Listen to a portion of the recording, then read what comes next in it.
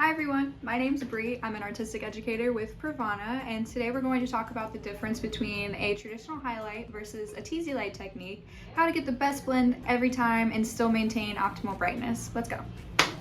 Okay, so I have my Purelight Power Lightener and my 30 volume developer mixed up with my foils here ready to go. So our client today is someone who likes as little maintenance as possible but still wants to feel really blonde around their face. So because of that, we're going to use our traditional highlighting technique around the nape and around the hairline, bring it around into a nice bold piece in the front so she can still feel really blonde. But behind that, we're going to do a Teasylight technique that's going to give her a nice diffused grow out. Okay, so on this back section that I have divided down the middle, I'm going to do a diagonal section here, and this is going to be our traditional highlight foil. So I go through and stitch or weave. I do just kind of fine slices or weaves, and I pin this up out of the way, and I always do the lower piece so that way it is directly against the hairline. So when this is moved up, you're going to see that brightness. And we're going to put our foil here. So we're going to do this one tight to the scalp, but we're going to keep our tension very tight. And what I like to do is kind of angle it with the angle that I have in this section.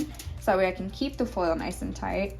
And I like to start with most of my product towards the middle to the ends to really get it to stay onto that foil. And we're going to do a few of these completely around the hairline and eventually work our way up into our Teasylights. So this is going to be our traditional highlight now.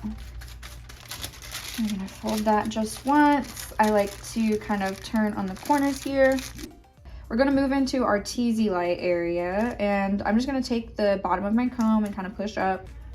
And after I tease, I do a weave, and this is going to create that diffusion that I was mentioning earlier. So I pull this apart to get that tease nice and tight to the root there. Keep your tension here. I usually hold onto it with my index and thumb. And get my foil here. Now, the thing with the Teasylight is you don't have to put it directly to the root. The tease is what stops you from putting it directly to the scalp. And I like to really work with my angles. So I like to kind of, I want the brightness to be all towards her face and work its way up to that density of the foils around the hairline.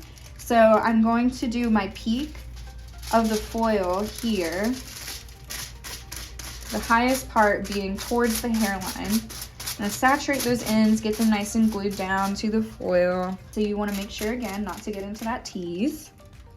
Keeping this angle here, getting it nice and glued down.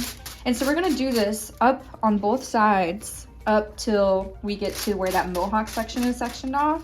And again, I'm gonna turn my brush to the side, just feather that up, just like that. And fold and forget.